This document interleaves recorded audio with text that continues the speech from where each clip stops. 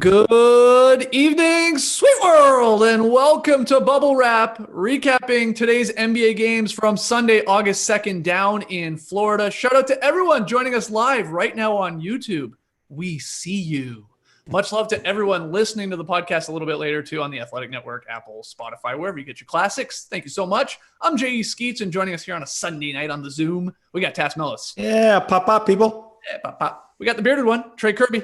Hey-o. Hey, yo. The international man of mystery, taking it to the max, wearing a different jersey tonight, Lee Ellis.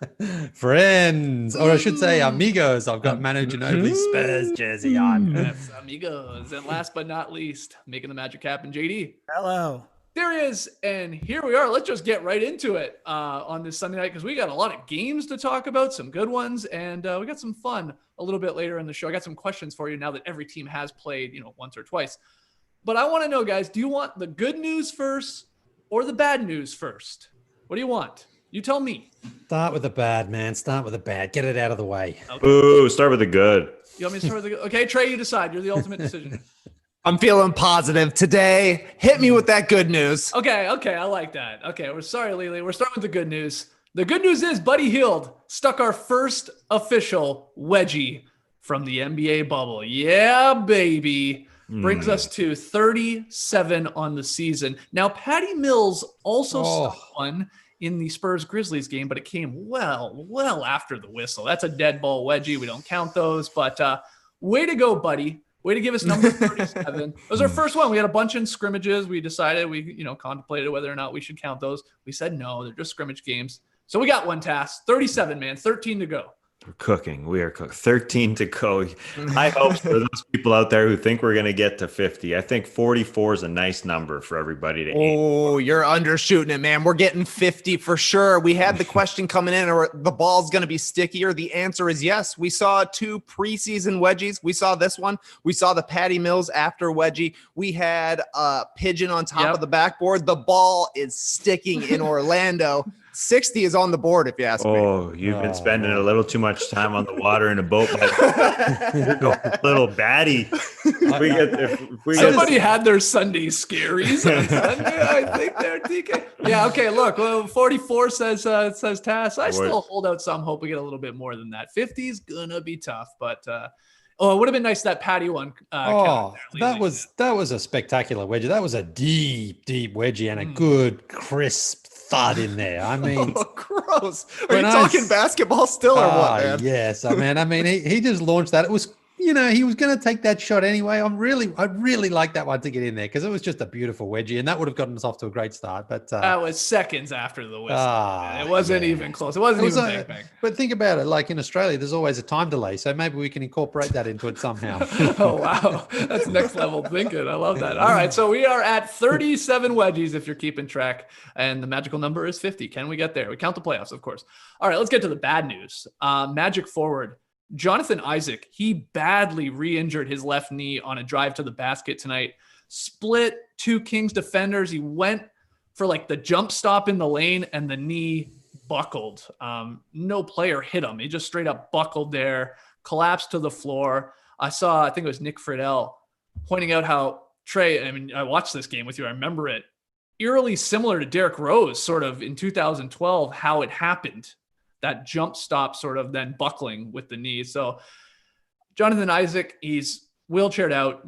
I don't know if we know the latest update. It can't be good. I mean, this is the same knee that took him out for months. He missed 30 plus games. And it's a real damper on a Magic win. Another big win for them. They crushed the Kings and they improved to 2-0, but no Isaac, I assume. I don't know if you've got an update for me. I can't see anything out there. Can't imagine we're going to see him though. Yeah. For the rest of these seeding games or the playoffs because the Magic are a lock to get in. That sucks. Yeah, definitely sucks. And it's probably the reason you saw a guy like Kelly Oubre decide to take the season off to make sure he was totally healed up, right? I don't know. You come back from an injury and then you have 4 months off to recuperate. You think everything's going to be fine, but maybe it changes once you get actually into some competitive basketball. I saw that tweet too, so I didn't go looking for the injury because I remember watching that game and the result. I remember on that day it happened thinking, maybe it's not that bad. Maybe he'll just be out for a little bit. Then it was like, I don't know, 6 years later before Derrick Rose played again. Yeah, and this is obviously a talented player for the Magic. I mean, is their top defensive player? I don't think that's a stretch to say. Even maybe in the limited minutes he was getting here early on, because it's not like they were throwing him out there for 35 minutes or something like that. They were slowly working him back in. I think he played something like 15 minutes the last 2 games, both of these, and he was like just trying to get his rhythm back here after missing basically all of 2020. He injured it on January 1st. What do you think there, Tass? I just did not like seeing that leg do what it did. It was very, very sad. Immediately, Aaron Gordon was asked about it post game, and he didn't know the extent of the injury, but he was just so sad for the man, Jonathan Isaac, and the type of guy he is. And he's such a stand-up guy, and how hard he's worked to get back with that same knee that had been injured. So it's just, obviously very, very sad, and such a dynamic player. Will this take away from his athleticism? First, let's just get him healthy. But it could be a really debilitating injury, because it just looked so bad. Even though it was under a sleeve and a knee brace that he was wearing, you could just see something literally physically happening out there. For sure. And I was thinking about it too before it happened earlier today. I was just thinking about like the basketball we've watched, all these shows we've been doing. And I'm like, wow, we've actually had pretty solid basketball. It's been competitive games. The guys look pretty good. They're obviously rested. That's great. And I was like, oh man, too, we haven't really had an injury yet. Like, that's good. That's awesome. This is just something I was thinking to myself. And then of course this happens tonight, the real first, like really bad injury to take out a guy. You hope it's the only one. We really do.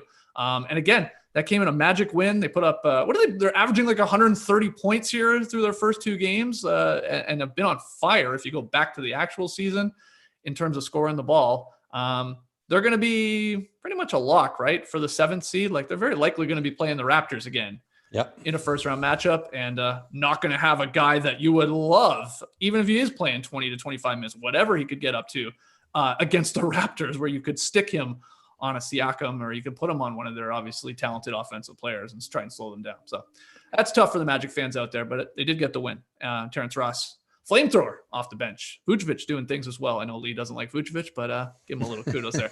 Okay, so that sucks. That was the bad news. We got the good news with the wedgie. Let's get into the games. Let's start with the Rockets game. They do it again, guys. Rally to beat the Bucks. This one, final score 120 to 116. The Pocket Rockets have the Bubble Rockets figured out the NBA, Trey. And here's what I mean by that. They concentrate solely on playing offense for 45 minutes. They don't give a fuck about defense for 45 minutes and change. Jack 63 pointers, attack the rim, get to your free throws, knock them down if you can. They just don't care about defense until about the final 3 minutes. Let's make some big defensive plays. PJ Tucker, James Harden, some nice steals, Covington in the mix again. And that's enough. It's like, that's all we got to do. We'll just outshoot you, outscore you, keep it close, and then we'll play a little defense. And that'll get us over the top and get us a W. That's really what happened again here. Even the biggest pickup defense haters know you got to lock down on game point, and that's all the Rockets are doing. They play incredible defense for 3 minutes, and like we talked about on the show a couple of nights ago, it feels like selective memory when you think about good Rockets plays, but all they got to do is play as hard as they can, talk as much as they can, and they only have to do it for 3 minutes. And it seems to be working because they're able to keep things close enough, because so far they've made enough threes. They're only shooting like a league average, but if you take enough of them, it's going to add up. Westbrook was incredible tonight, I thought. Like, he was just the way he was attacking the rim, and then the defense on the other side just throwing Giannis completely off rhythm throughout the stretch time in the fourth quarter. The Rockets have a formula that's working for them right now. I mean, it's so hard to say, is this actually going to work in a playoff series, because you have such high variables on both sides. It's like, you need a great defensive performance for 4 games, and you also need great shooting for 4 games. Mm-hmm. Are they going to line up in the same games? Is it going to matter? Who knows? But that's why they can beat any team on any given night, and they could lose to any of the other 21 teams in the bubble, no doubt. Yep. Yeah, the Bucks love to give up the 3-pointer, and the Rockets took advantage of it tonight by 21 for 61. Not a great percentage, but still the Rockets are like, we're fine. We're doing that because then we don't have to expand too much energy on offense. Just one pass and someone can fire it away. But James Harden again got in foul trouble, but stayed on the court. I think he had 4 in the first half, and that was you mentioned Westbrook there, Trey. Yeah, Westbrook sort of is okay in that situation because then he's got the freedom to do whatever he wants on offense. But the Giannis versus Harden battle tonight. At the end, Giannis was driving down the lane there, and Harden sort of, stepped in, and PJ Tucker came over, and Giannis threw it away, and that's it. That solved it for everybody. That Harden is a better player than Giannis on that possession because Giannis didn't make a smart play. He got sort of caught and he threw the ball away, and it was a turnover. But another thing that it was interesting tonight. I mean, if you look at Brook Lopez, he had a big game. He had 23 and 12. But I still didn't think they utilized him the best way by getting him to try to outbody guys because PJ Tucker can defend him in that situation, where it's a big, he's got that big low caboose. But when you get him in a pick and roll, then it just opens that thing up a little bit more. And I think they should have done that and taken advantage a little bit more of the lack of size in there for Houston. Because if you got Brook in there and then Robin can come out and obviously Giannis, you can just stand tall and get a lot of easy baskets, and I don't think the Bucks took enough advantage of that tonight. So they should have won this game. I think they were up big again in this game and blew it. So credit to the Rockets though for sticking around again and somehow pulling out their second victory. They shot 61 threes. Just think about that number, and it's a perfect match when they go up against the Milwaukee Bucks, and they should have shot way better. I mean, they're wide open threes in the corner. Yeah, PJ Tucker was clanking, so they could have scored a lot more. But as Trey brings up, I question how many times can they pull games out like this over a 7-game series? Are they going to be able to recover from games like this where they're out rebounded by 30 nearly and 29 boards, and on the offensive glass they allow 17? Can you recover? I mean, I guess if you score at a decent rate, you got to shoot well enough, and you got to play hard enough defensively. I know we're joking about them playing pickup defense for 45 minutes, but they did an all right job. They did a decent job. I just wonder if they're big enough and strong enough, and PJ Tucker's caboose can last. I mean, because if once he gets sore, I mean, what's going to happen? Tyson Chandler's got to come in. I mean, Daniel House is taking bows to the chest. Mm-hmm. These guys are undersized, and they are going to get overworked series after series after series. So I wonder how it's going to happen. And then on the other side, let's talk about the Bucks, because you got to worry about the Milwaukee Bucks. I am starting to worry that they are just not going to execute enough in the playoffs. That possession that we're talking about, that Giannis rolling down the lane with 15 seconds left, and 2 bodies come at him and he makes a bad decision and throws it into the corner, is emblematic, is exactly what happened to him last year against the Toronto Raptors. Just body after body after body at the rim. What does he do? He can just throw it up. I mean, he's longer and bigger. We've talked about getting a push shot, like something. Just throw it up on the rim. Trey's mentioned a hook shot in the past. That's the worry. I mean, Brook executes. Chris Middleton executes tonight. Maybe they miss Eric Bledsoe a little bit, but it's going to come down to Giannis going down the lane and just finding something in that bag. And it was like PJ Tucker came and helped. He didn't even look at the guy he was covering whatsoever. Mm-hmm. And Giannis kind of just buried his head and buried it deep, and he buried it, and that was done. And the game was over on that play. And that's exactly what happened last year. And so I don't know. I mean, I think I like the Brook Lopez in the post, just not so much even if he shoots it every time, but that's a little wrinkle that Bud didn't go to last year. And Bud was criticized for not having enough in the bag. And if Brook Lopez gets down there, maybe Middleton and Bledsoe can work off him. And then they are factors, because they weren't last year. And then the Giannis factor, and then allowing threes. I mean, they are worrisome now. I mean, I'm digging in now. I was wow. I know. I saw your tweet. You were giving all your reasons why you're a little concerned about the Bucks in the finals. Yeah, there's enough there. I think if Giannis hasn't learned, and do we know Chris Middleton's going to show up? No. Do we know Bledsoe's going to show up? No. And so, maybe this was a bit of a recipe for disaster with 63s coming the other way, but the same thing happened with the Celtics. I think the Raps is going to be, they take away the lane. So maybe Siakam's not going to be great against this team, but the corner three should be falling. Wow. I need the playoffs to start pronto. Yeah, it's still a while. We got all these seeding games. Oh, okay. Let's keep it going, though, because we do have a lot of games from Sunday, like I said. But kudos to the Rockets. Pocket Rockets staying perfect, 2-0, and the Bucks now 1-1. Another great game from today. Jason Tatum, good bounce back from him after the 2 for 18 stinker that he had in their first game down there in Orlando. But him and Brown combined for 64 points as the Celtics held off the Blazers 128-124. Boston led this one by 24 points in the second quarter. But Portland just went on a tear in the second half, especially the start of the fourth quarter. I think it was that 15-4 run where they were all 3-pointers looking like the Rockets out there. Dame hit 3 and then CJ hit 2.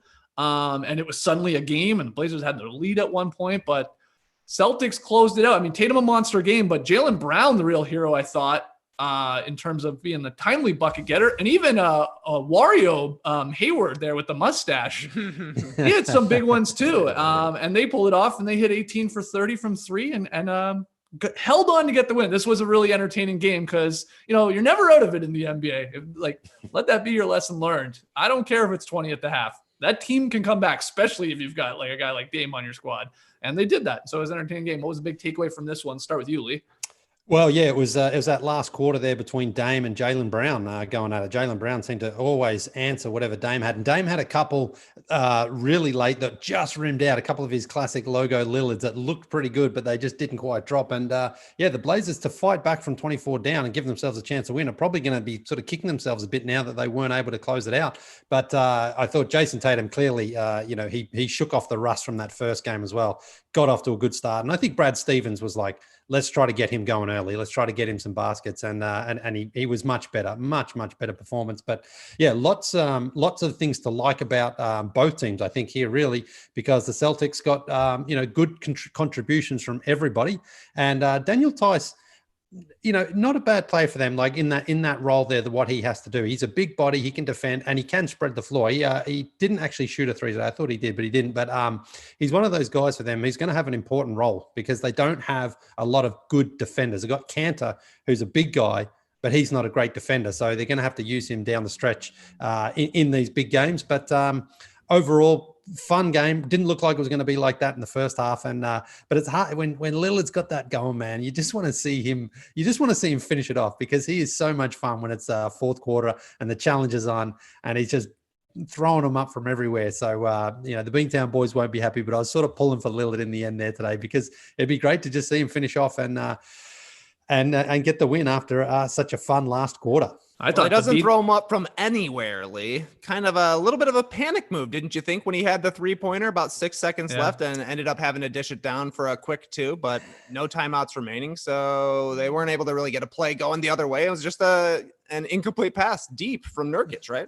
Yeah, it was, but I'm sort of talking about the ones sort of before that when the Blazers had the lead, and then Jaylen, because I think Jaylen hit 4 in that fourth quarter, and it was good to just see the two Goodwin Sports Scores boys going back at each other. That would have been what are you on the roster? Battle. Yeah, I know. Nice. I was going to ask you, Lee, have 10% on that or what? You got a Goodwin Sports T-shirt under there. It's coming tomorrow. What do you want from Damian Lillard though? He played all 24 minutes in the second half. They were absolutely going for it. He said, give me Jason Tatum. Let me guard that guy. And he guarded Jason Tatum. The smallest dude on the floor was guarding Jason Tatum for a good chunk of that second half. He was doing everything he possibly could. And I think like the last 4 or 5 minutes, he started trying to be more of a distributor and said, I need a rest out here. I can't take everything upon my shoulders. So I thought they were basically, this was a must win for them as they were going down the stretch, playing Damian Lillard 24 minutes. And now they've dropped into the 10th seed, technically, as the Spurs are alive, or jumping into that 9th seed. Yeah. So I thought Dame and his aggressiveness, I thought there was, after watching Tatum in the first half and Jaylen Brown and Kemba, I just thought this Blazers perimeter defense just wasn't going to be able to hack it. I thought, no Reese out there. He's an oldie, but a goodie. On the defensive end would hurt. And after, just to slow him down, Zach Collins was guarding him at first, but Lillard stepped up. He stepped up big. And it was just couldn't execute down the stretch. Well, yeah. And Trey's right. I mean, he should have shot it. He should have shot a 3. It was a bit of a brain fart. I think he just saw too many guys, running at him and was like, well, Nurkic is open there, but it's like, that's not going to really work. I mean, there's not that much time and you don't have a timeout. You can't advance it. So they were sort of screwed after that. But he hit some big shots to get them back in the game. So that was fun.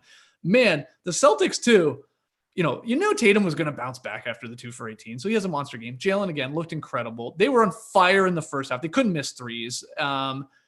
And Kemba, guys, has played really well here, I think. I think this has gone under the radar a little bit in these limited minutes that they're still doing with him, sort of capping it around 20 minutes or so. I know he got a little bit more tonight, but he was great, like fantastic in his limited minutes.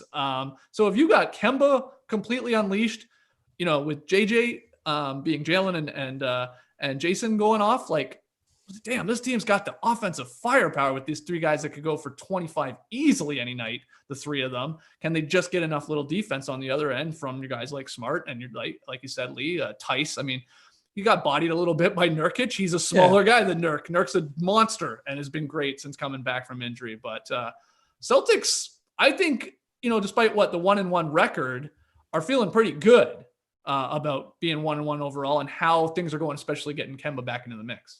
Yeah, absolutely. It feels like they don't even need Kemba, and the guy was an all-star already this season, right? And you just think that once he ever is able to ramp it up to full speed and full minutes allotment, they just have yet another option. You mentioned Gordon Hayward and his mustache. I thought he was key, just getting to the line time and time again, knocking them down. Yeah. Mike D'Antoni mentioned how great the shooting lines are. Maybe we're going to see a lot of great clutch free throw shooting in the bubble too.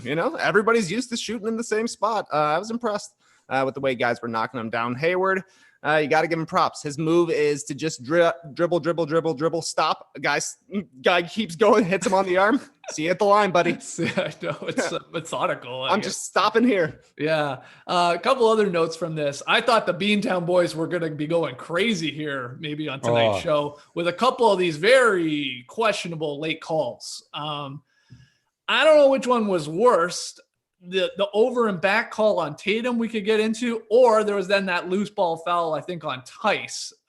Both pretty rough calls. And I know the officials were asked after the game about the over and back. I don't know if you guys saw this, that they said that was the right call. Like, it's actually, that's the way it is. Oh, Lee is just guffawing at me here.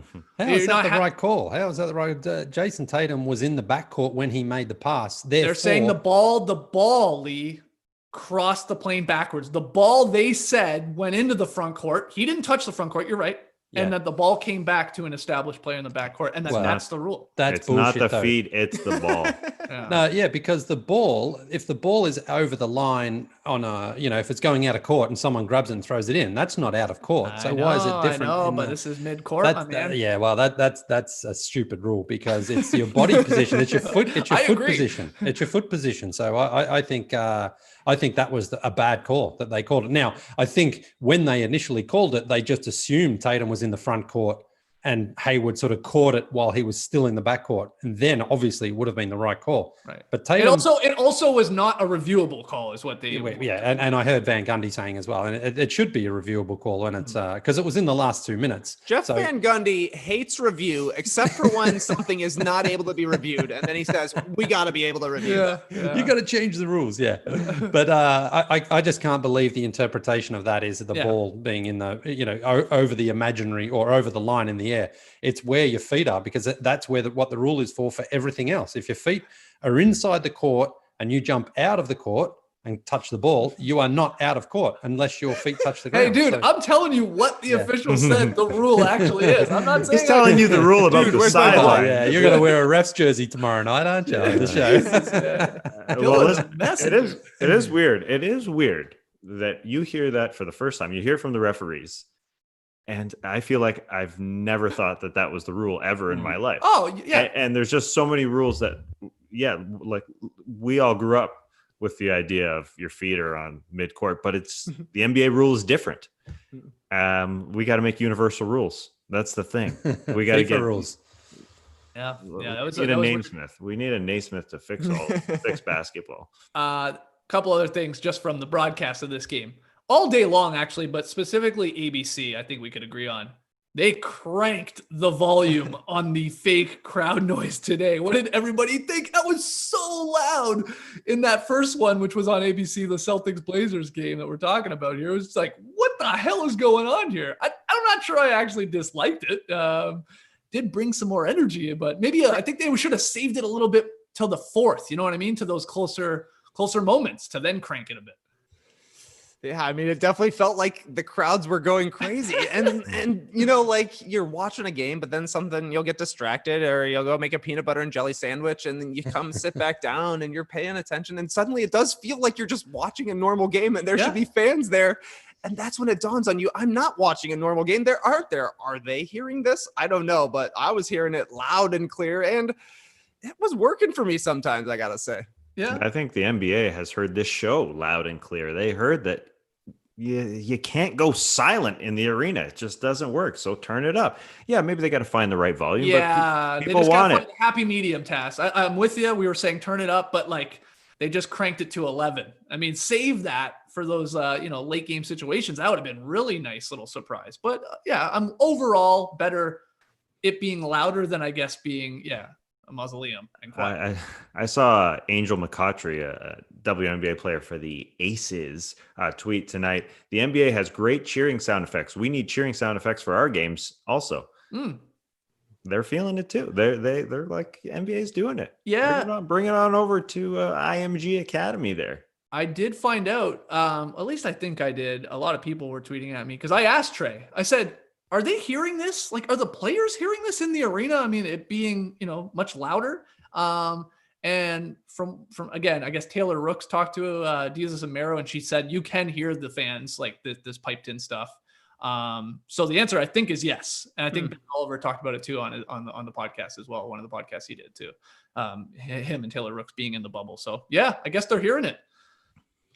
Interesting. I mean, I can't imagine they're hearing it as loud as we are because it feels like anytime somebody makes a corner three in front of the opponent's bench, they look at them for sure because they're hearing whatever they're chirping from the bench because it's loud and clear. So maybe they have a little bit of crowd noise going on, but it can't be as loud as it is for on the broadcast. The mix just seemed a little bit off. Need to get JD on it. Yeah, yeah, JD. You got time? JD, before you jump on late night to do our show, you have 10 hours of live basketball to watch and ride the levels. So good luck with that. I think he's asleep. Oh, there he is. Yeah, okay. I was like, is JD even here? I think he might just turn this on and go to sleep for an hour. What was the better sighting on the virtual board from this game before we move on? Paul Pierce getting a lot of airtime or Cheeve? We saw Cheeve. Incredible, man. Incredible. Cheeves lives on, man. He had better seats than Paul Pierce, I thought. They're both front row, but Cheeve was right in the middle, right at half court. He was. Geez. Take a fan sign, please, man, to the next game. I want to see it. I want to see that fan sign. Just hold it up. He'll make the coverage at some point, so do it. I got to go with option 3, Jason Tatum seeing his son. Yeah, that was nice too. You're right. Deuce. You don't like it. Yeah. No, I mean, not so good. But it was awesome because Jason Tatum was on the bench during a break and play, and he just turned around and it was right above him, and he could see his son. I mean, that was pretty neat. Not so much. Great. Not so much Paul Pierce beside him. I mean, Paul Pierce had some good reactions tonight. He was bringing it, but this when he was when they went to him when he was like freaking out because he was nervous or whatever, that was pretty funny. Though, I mean, let me say it. This is all an act. He doesn't give a shit if the Celtics win this game. You kidding me? This is all an act. I don't buy it. I know he's a Celtic for life, but I do not buy that he cares this much about a seeding game that really means nothing. You think he's in it for the memes? He's in it for the memes for sure. He's doing it for the memes, and he got it done. So good, kudos to him. The guy took the internet by storm by having 2 phones. He knows how to perform for the people on Twitter. Yeah, well he's done. a performer. Are you saying he doesn't give a deuce? But Jason Tatum's son is named Deuce. That's an awesome name. Just straight up Deuce? I don't know if it's a nickname or I something. thought it was like Yeah, Jason yeah. Tatum Awesome. the second or something. Oh, yeah. But I don't know. They're calling him Deuce. You like it. I just want to know. I think his name is actually Jason. Right. And he just Deuce, because Allen Iverson used to call his own son Deuce, didn't he? Oh, I don't remember that. I think. I thought so. Yeah. Why do we like skip the twos and just go juniors for those? Because we got a lot of thirds, right? You know, we don't have enough deuces. We don't have enough twos. It's just juniors. I like that more. The second. I guess. Hold on, JD. I don't know if you're still here. Aren't you? Were you a second or were you a third? I'm a third. You're a third, right? So your dad's a second. And Lincoln is a fourth, I guess. Oh my goodness. Yeah, I love that. Terrence Doyle the fourth. You call him Quad? I should. Okay. All right. Let's keep it going here. Let's talk a little Spurs, because I saw Twitter was upset with us. They were already saying, you're not going to talk about the Spurs at all. No love for San Antonio. Well, let's get into it. They refuse to die. They will not go down. They are the zombies. They defeated the Grizzlies. This is a big win. They're obviously chasing the Grizzlies, who are in the 8th seed still. Pulled it out in the end, 108-106. DeMar DeRozan, the closer in this, he hit 2 beautifully tough buckets to give the Spurs a lead. One of them just splitting a bunch of defenders, getting to the rack, finishing it. And then he hit just a dumb step back jumper on Triple J, who was all over him. You could not play it any better, but a classic DeRozan, creates a little separation, fades away, gets it to go. Then he misses 2 free throws, Lee, that would have iced it. And so it made it a little bit more interesting because Triple J comes down, he hits a 3 in the corner. That was pretty insane too. But DeRozan gets Brooks to bite on the old pump fake and goes back to the line and hits them both. And Triple J had a decent look for a 3 at the end, but the Spurs pull it out. Who wants to get this started? You got the jersey on, Leo. Have a crack at it. You must love this. He's just a professional scorer, DeMar DeRozan. Just a professional, old style schooler as well. That mid-range game. He goes in there, gets the buckets when they need. You talk about the missed free throws, but then Dylan Brooks. I felt bad for him because it you shouldn't jump on that, but DeRozan just got him in the air, and that's what a professional does. That's what a technician who knows how to get baskets does that, because it was great, but a tough one here for the Grizzlies. But yeah, in the actual race it's that's a huge pickup for the Spurs, because I believe they are 9th. I've got the. Let me just check it. Yeah, no, they are. The Spurs have moved into the 9th seed. They're 2 games clear, I believe, of the Grizzlies. Yeah, and I saw Robbie Callan tweet, the NBA allowing for a play-in series in hopes of getting Zion or at least Dame into the playoffs and ending up with the Spurs making the 8th seed would be hysterical. Yeah. That's fair. And it's a possibility because the Zombie Spurs trying to make their, the postseason for the 23rd consecutive year. What'd you think of this one, Tassie? The Grizzlies letting another one get away. I mean, they just can't play full 48 minutes. They play well in stretches. Maybe their youth shows at times a little bit, and they could be 2-0 easily, and instead they're 0-2. I think we should make a stand, start right here with the San Antonio Spurs, and stop calling them boring and stop just referring to their past. Because you tune into this game, you got Lonnie Walker handling the ball and all that athleticism. You got Keldon Johnson, their draft pick from this year. You got DeJounte Murray. You got Derek White. They're not old, slow, and boring as much. I mean, there's that will always be part of the San Antonio difference, Spurs. right? You know the difference. What? No, LaMarcus Aldridge. Yeah, they got all guards out there. DeMar DeRozan is playing a 3, maybe a 4, and he looks awesome. Like he was great in their first game too.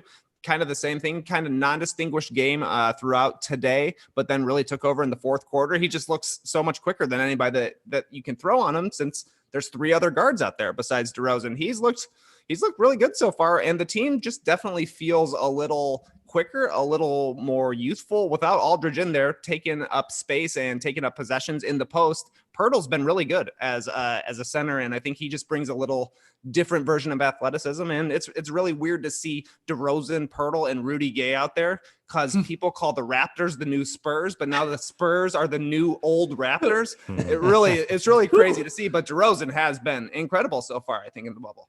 Yeah. He's the closer. He's Tom Hankey, Tess. The Jays fans out there. Let's put some glasses. Let's put some big glasses on DeMar DeRozan. I just said we got to get modern, man. And 30-year-old reference. Like, no, come on, man. Rudy Gay's Dwayne Ward and DeMar DeRozan's Tom Hankey. at least pull out Billy Koch or Oh, somebody. boy.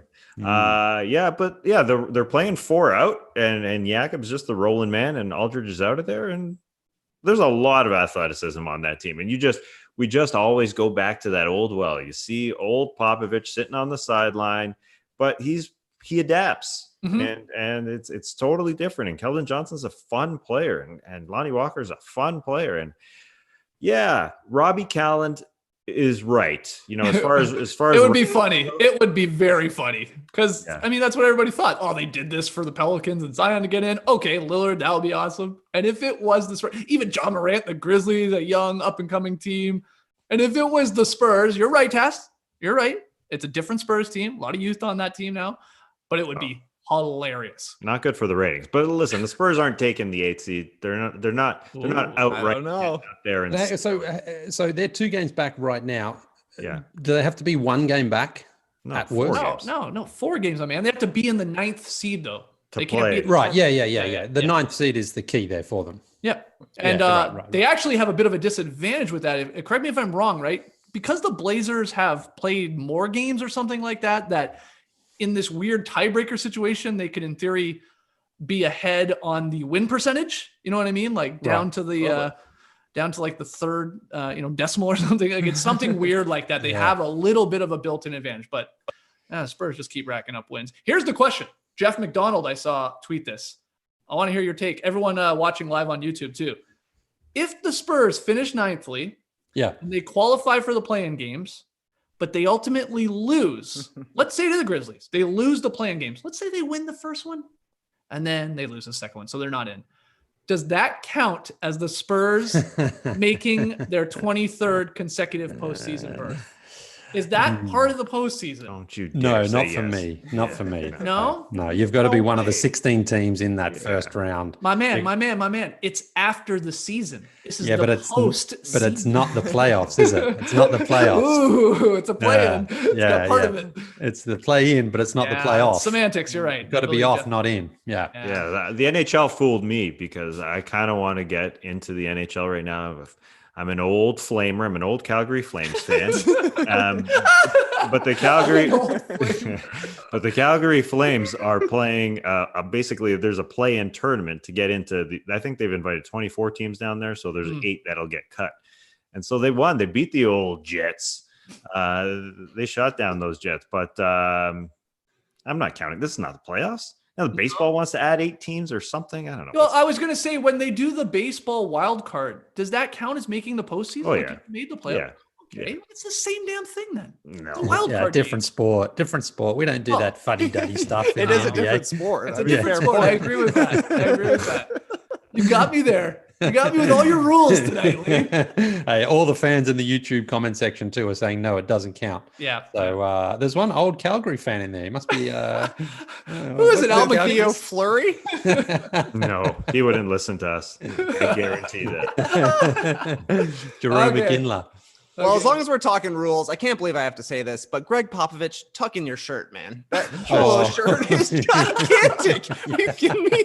This guy looks like Grandpa Joe from Willy Wonka. He does. Dance on down to the chocolate factory. He did look like that today for sure when he came out. It was like he was doing a practice session or something. It was like, just chuck this shirt on. All right. That's awesome. Oh, man. All right. A couple more games here. Just quickly with these ones. This was the last game on Sunday. We were waiting around for it to finish. The final 3 minutes took like 20 minutes. It was delaying the start of this YouTube.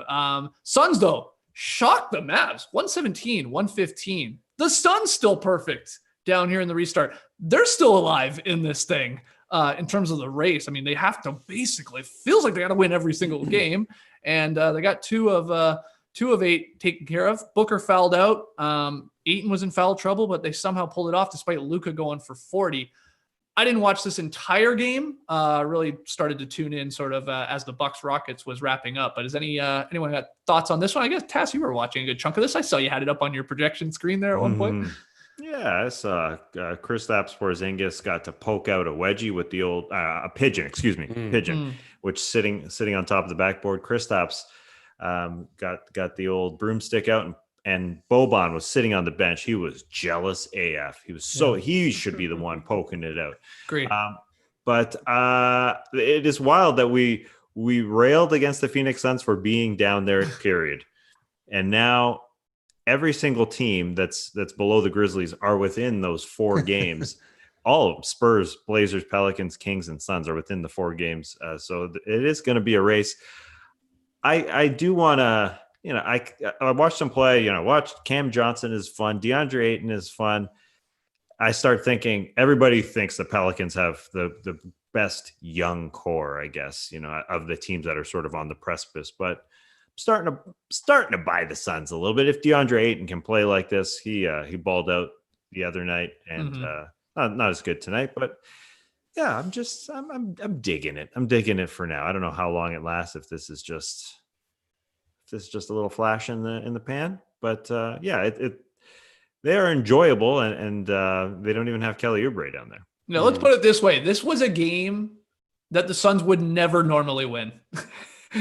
They just don't. I mean, they clawed their way back into it. I've seen them do it before. Like, they're down, they get back. You're like, oh, here you go. And then they just ultimately sort of blow it or come up short. And for them to pull this off, I mean, yeah, still unlikely they actually make the play-in game, the Mega Bowl, but they got to be happy with this because you're right, Taz. Young guys, Booker, Ayton, Bridges, Cam Johnson, even Javon Carter, who looks like he's 40 but is a younger guy. Yeah, that's a solid little core, and you don't want to get too excited because we've done it with the Suns before. You're like, oh yeah, something happened here. There we go, Booker, lead them to the playoffs. But hey, you'd rather win these games than lose them, especially if you're just going to be there for a couple weeks or actually a month or more down in the bubble. So I was impressed. I was. I don't think the Mavs played a great game by any means. They blew another big lead. They did. That's a concern for the Mavs that they get these early leads. Their offense, we know, is usually pretty good, but they cannot defend at all. Yeah. And Porzingis is just not a good 5 defender. They need a center. They need someone there. He can't defend that position. So that's something for the Mavs to look at in the offseason, is getting some support behind him. And but Doncic as well. There was the last possession the Mavs were down 2. He drove inside, had Bridges there. He could have at least put up a shot, and he flung it out to, I think it was Hardaway Jr., like to go for the win, which fine if he hits it. But again, just put the at least tie the game up. I think he could have at least drawn a foul or gotten a better look at the rim. And I know John Schumann's been putting up some clutch stats there from Doncic. Not all that's flash. No. I think he's 0 for 10 or 11 in the last sort of minutes when the game's within that 5 points. And so a little bit more bait for those who think that Doncic isn't super clutch either, because he didn't. I don't think he made the right decision there. But again, I think it's more. It was to Porzingis, apparently. It was according Porzingis, to Tony Papadopoulos on the chat. Right. Tony. I trust the Greeks. Yeah, that's the thing with the Mavs, though, is their offense gets them so far, but if they can't get a stop and they can't close out games, then they're not going to do anything anyway. But 2 losses of games. That one to the Rockets, of course, that was a bit of a freaky one. But and you can accept a loss to Houston because they're going to make the playoffs. But they should be hammering the Suns if they really want to solidify their place in the playoffs. Yeah, the Mavs did clinch a playoff spot tonight. That was the fun part. Right. So they're a lock to go in, but it's looking more and more likely that they could be the 7th seed. Yeah. And probably play we don't know, but probably play the Clippers, let's say, in a 2-7 matchup, which you don't like their chances maybe of getting out of the first round. They do have to play some defense. They're missing Powell, Lee. I mean, yeah. He's a solid defensive guy for them that they can pair with Porzingis, and they've missed him since he went down with injury. But I was just no doubt. I was pulling my hair out with this one because a couple of us had the Suns. We picked the Suns in our pick'em game for today. Suns were up 4, I think it was. There was like a minute 30 to go. Booker drives baseline, gets caught in the air, but he kicks it out to the 3-point line and gets swung around a little bit to Rubio, who I thought was going to take a 3, but then he sees Booker. He's got great court vision. He sees Booker under the rim. You know which play I'm talking about here, Trey? Sees him. Beautiful dime. Booker's just got to lay it up. He clanks the layup underneath the rim. Like, he actually hit the bottom of the rim. I mean, it was a tight little spot, but like, Booker is a bucket getter. That was just weird to see. And I'm like, oh my God, no. Kings, no, don't do this. And then who's the guy on the Kings call? Is it Eddie Johnson? Their Yeah, the color Yeah, commentator. yeah.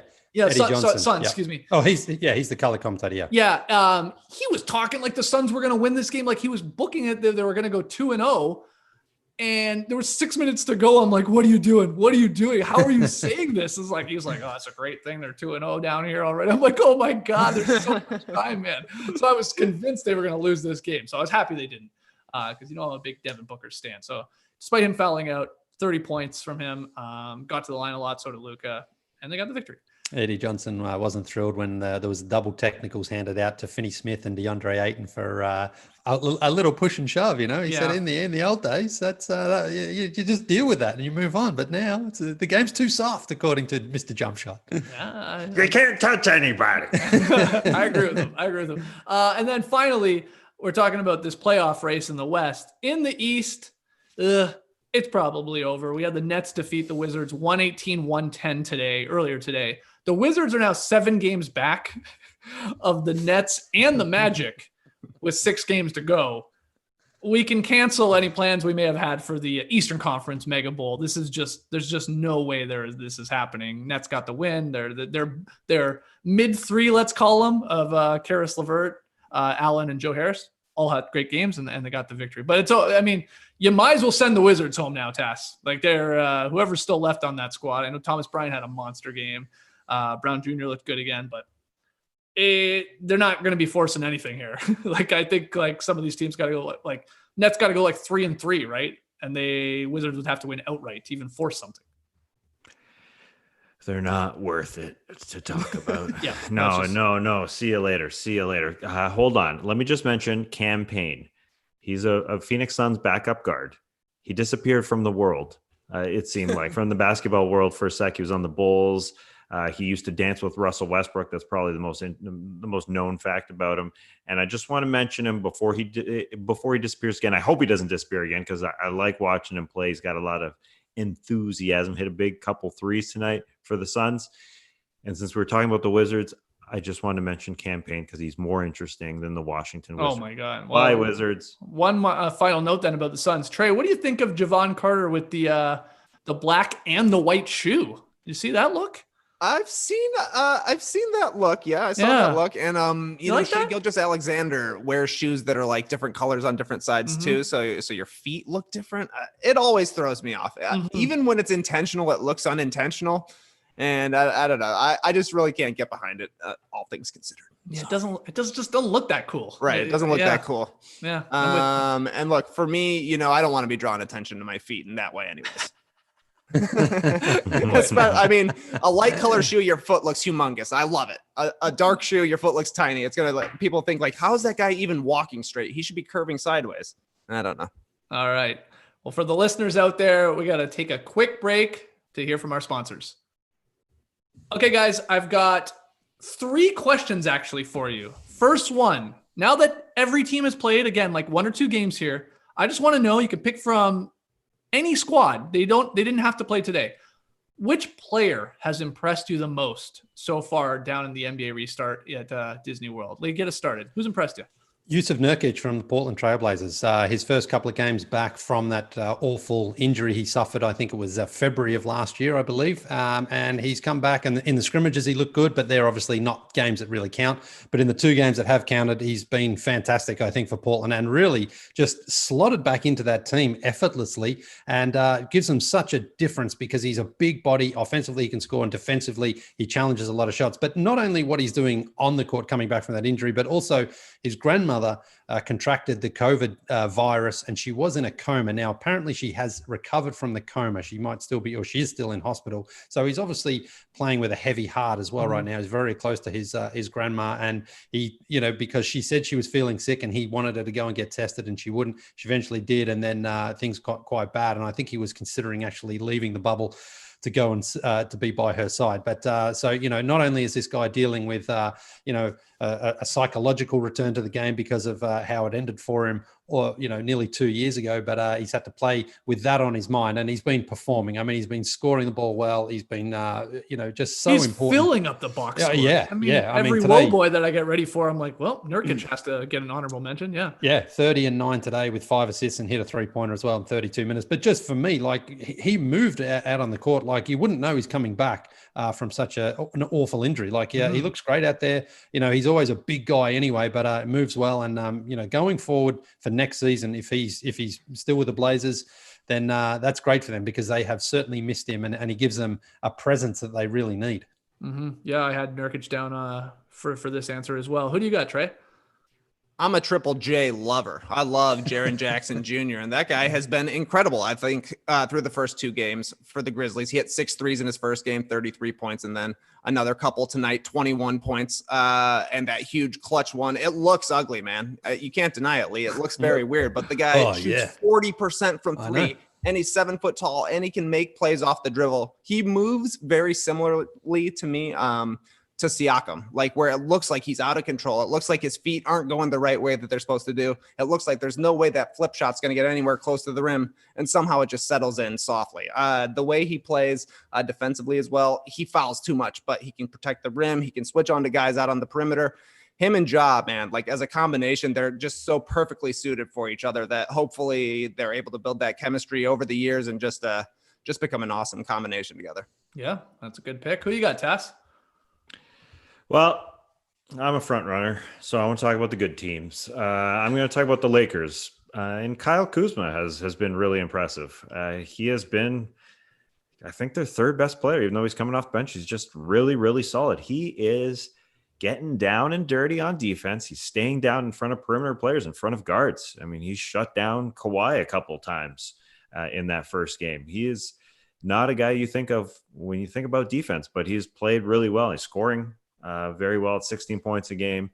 And so the question is, who plays with Anthony Davis and LeBron in fourth quarters? It's probably a rotating cast. I always thought Danny Green would be a lock.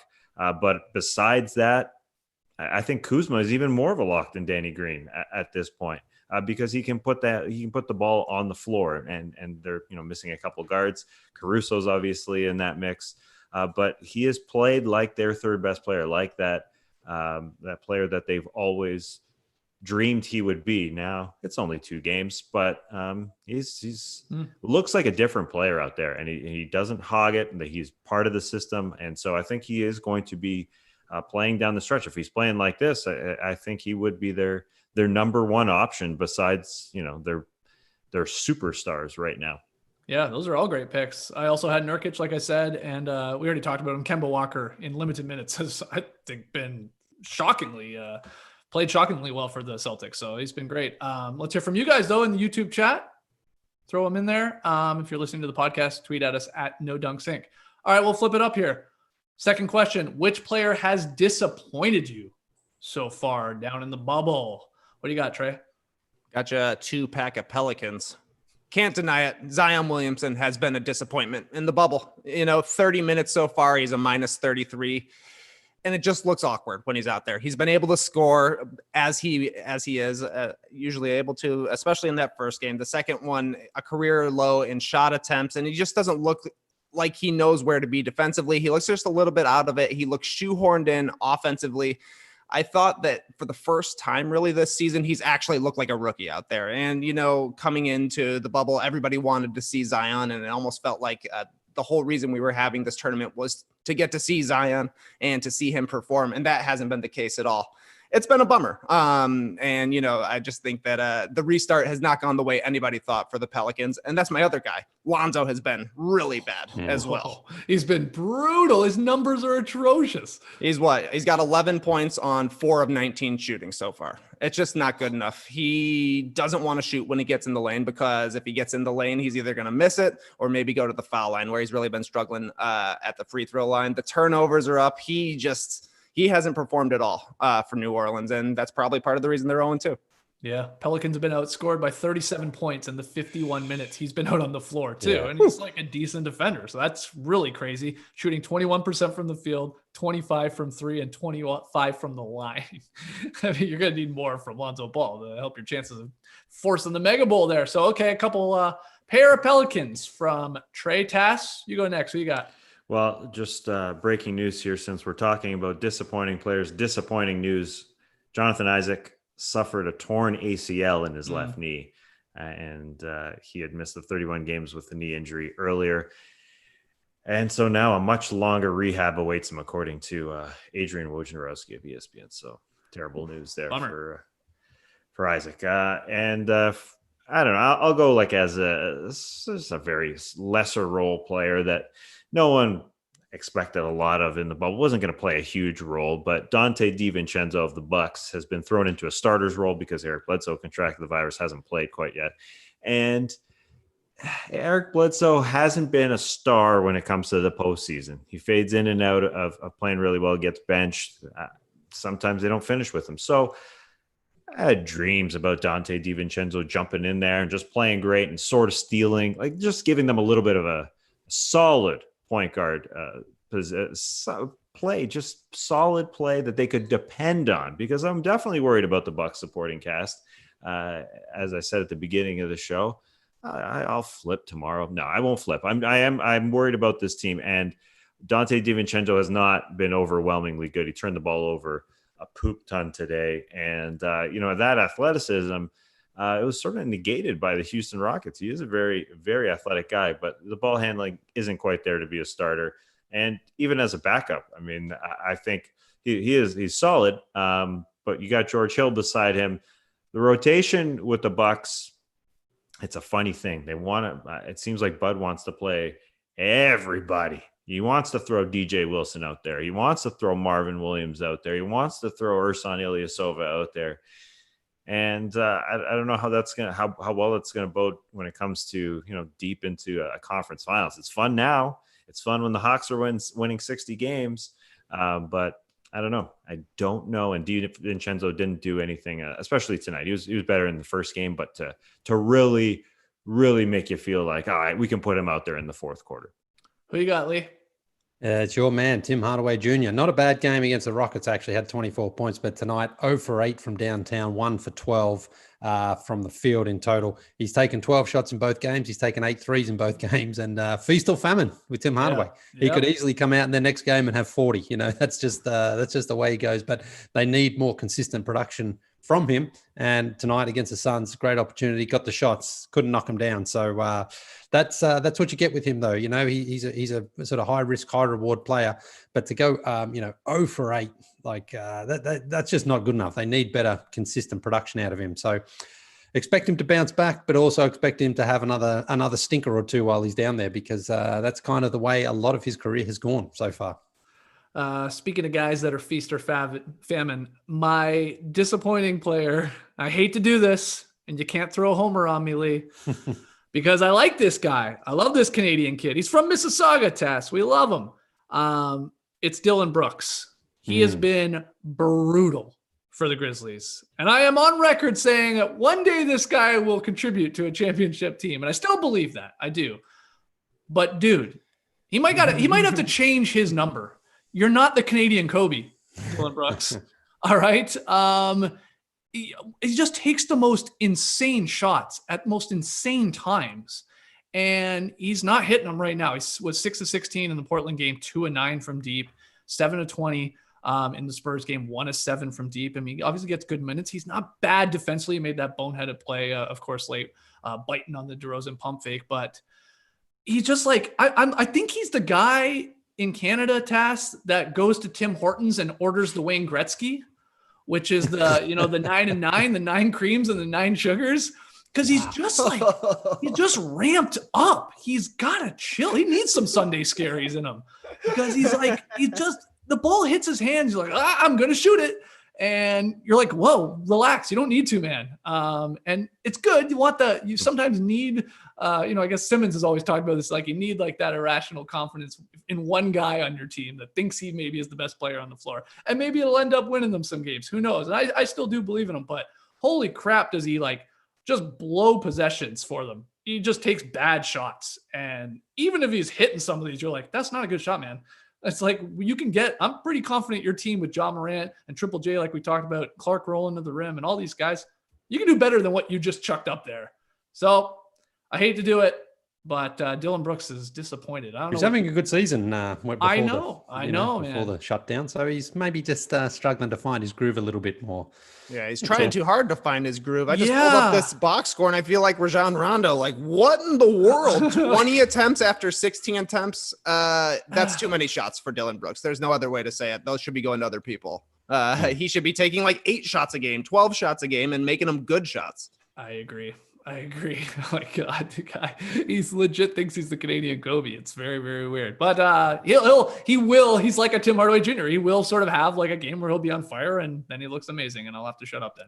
All right, final question. You guys do you think him and Jamal Murray went to the same Tim Hortons? Because it feels like they're both ordering that. I disagree with that. Jamal Murray's got a lot more smoothness to him. He's ordering a double max.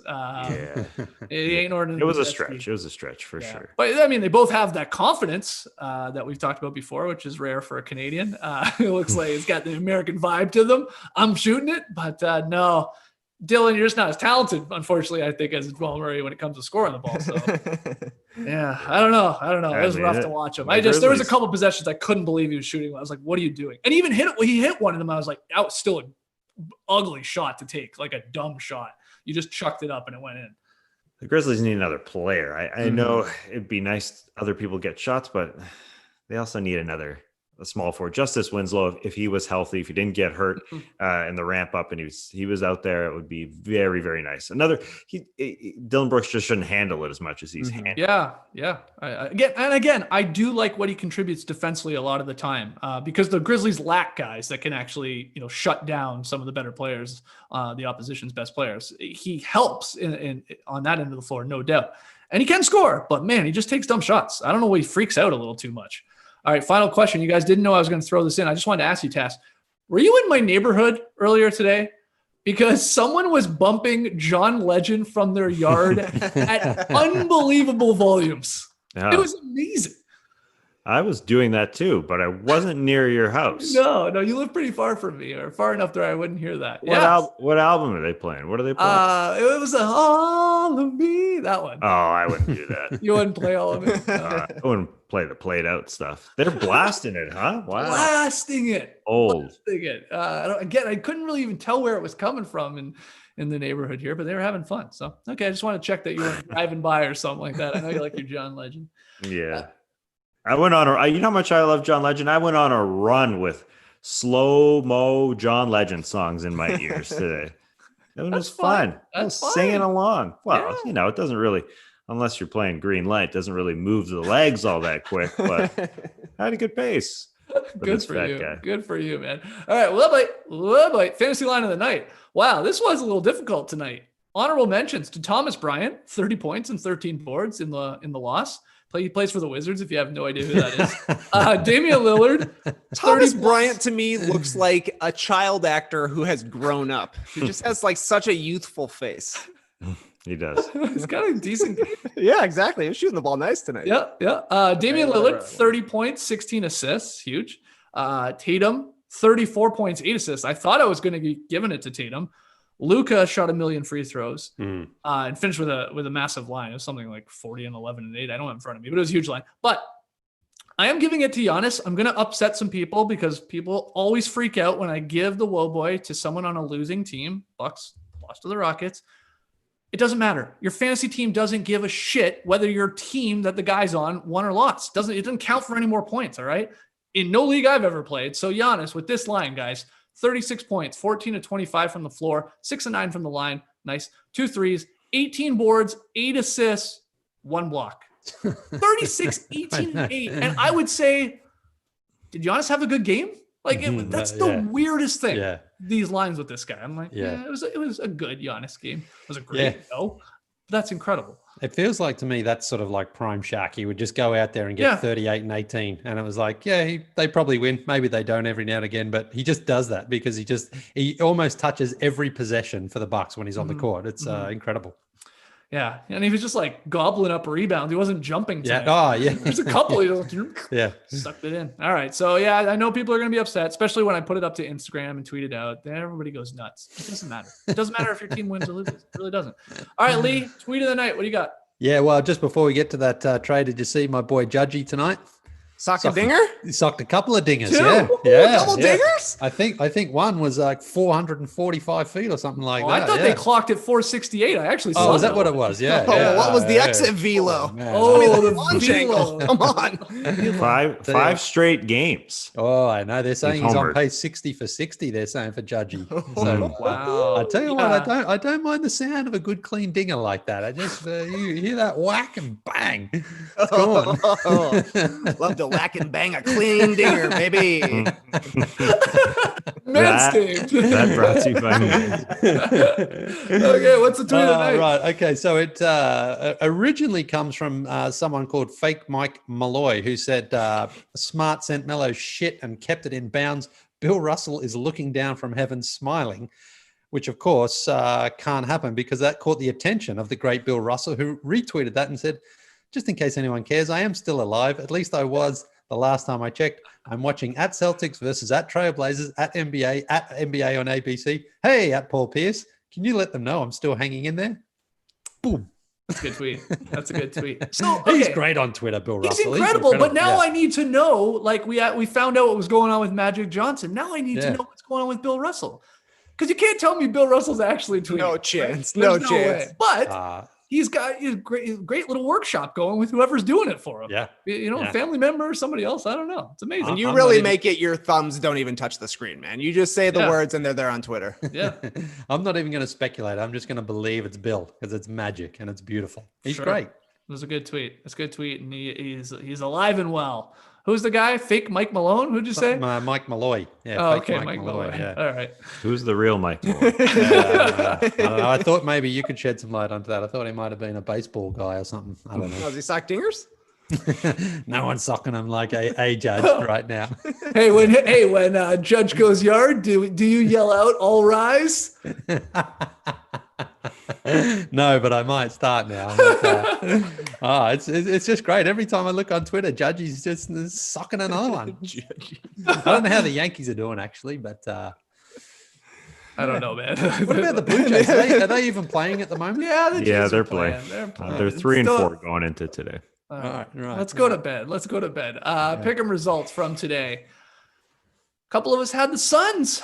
Trey and I had Phoenix to cover. Dallas was favored by 5.5, and Suns hit the money line, so that's a win for Trey and myself. Trey, you're 2-2. I'm 3-1, and because Tass and Lee had the Mavericks to cover the 5.5, that's an L. You guys are both 1-3 here early in the restart. Lots of time. But what's our game for Monday, Tass? Got a 6-game schedule on Monday. Couple doozies on NBA TV, but we are going to go with oh no, I'm wrong about no, I'm right. Yeah, 6 games. Sorry. So many games. And there's also a doubleheader on ESPN. So we're gonna go with the opener of that. The one that people were talking about coming into the bubble, Grizzlies and the Pelicans in the battle for the 8th seed. So now how many minutes is Zion gonna play? It'll likely be limited. They are favored by 4.5 points over the Memphis Grizzlies. Ooh, back-to-back situation for the Grizzlies. This is our first back-to-back of the bubble, right? Mm-hmm. Must be. Who wants to get us started? Who's got a feel on this one? Lily, what do you got? Yeah, I mean, I think the Pelicans are going to bounce back, but I don't know about this one. I mean, the Pelicans need to win this game. Yeah, I know. Right? Give me the Pels. Ugh. Don't feel great about it, but I'll take them. I just think they're going to have a better performance. All right, so Pelicans by 4.5. So you got Pelicans winning 5. by 5 or more. Trey, what do you got? I've had some success avoiding blowouts here, so I'm going to take the Grizzlies to cover the spread. 4.5 points. They need to win too. They haven't won yet, and they would like to, actually stay in the 8th seed, I would imagine. And maybe Dylan Brooks will listen to the podcast tonight and dial it back a little bit. It's like, well, man, whatever happened to those guys on that one show I went on? That let me look them up. What else is he doing down there in Orlando? Tass, who you got? Yeah, I think I'll go with this reasoning for no reason. The Pelicans have beaten the Grizzlies twice this season, 2-0. I think they'll do it again by 5 or more. Give me the Pels. JD, I'm turning to you tonight. Who do you like, man? Because I'm taking whatever you say. I just got a feeling, JD. I was looking at you there in the little window here on Zoom. I was like, this man's going to pick a winner. Grizzlies or Pelicans? Who you got for Monday? Give me the Grizzlies. Damn it. I thought for sure you're going to say Pelicans. I have no idea why. All right, I got the Grizzlies. Go Pelicans. No, wait, hold on. What am I taking? Grizzlies. Okay. I'm taking the Grizzlies. So that's me and Trey with the Grizzlies going back-to-back nights, going with the underdog. Tass and Lee have the Pelicans. Love it. All right, guys. Thanks for joining us tonight. It was another fun one. Email us your questions and comments. NoDunks@theathletic.com. Get them in for Beach Step In, and we'll sprinkle them in here through Bubble Wrap. Make sure you subscribe to the No Dunks YouTube channel. It'd be awesome if you can subscribe, smash that like button, leave us those comments. If you listen to the pod on iTunes, leave us that sweet 5-star rating and review. Last night, we were 58th in the sports podcast. I saw about 5 or 6 people went and dropped a review, dropped that 5-star rating, bumped us all the way up to like 42nd, just like that. Wow. Just like that. That's all we're asking, guys. If you listen on Apple Podcasts, on iTunes, leave us the review. It helps out. Just gets us up there higher. More people can listen to the show, find out about the show. So thank you so much to everybody that did that. There were like 5 or 6 of you in the last day. Let's call it there, though. We'll talk to you tomorrow night. Clipper Bros. You heard it here first. Have a great time. Turn up. Love you guys. Awesome. Thanks for joining us. And remember, I'm just going to say the word legumes because people keep writing it in the chat. I don't know why. I think it has to do with Lee Ellis liking legumes and vegetables, but people are just typing legumes. And it's really, really weird. And I can't for the life of me figure it out, but legumes. Chickpeas a legume, isn't it? Embrace the night, people. Embrace the night. I do like a chickpea. Yeah, it's like you're always farting.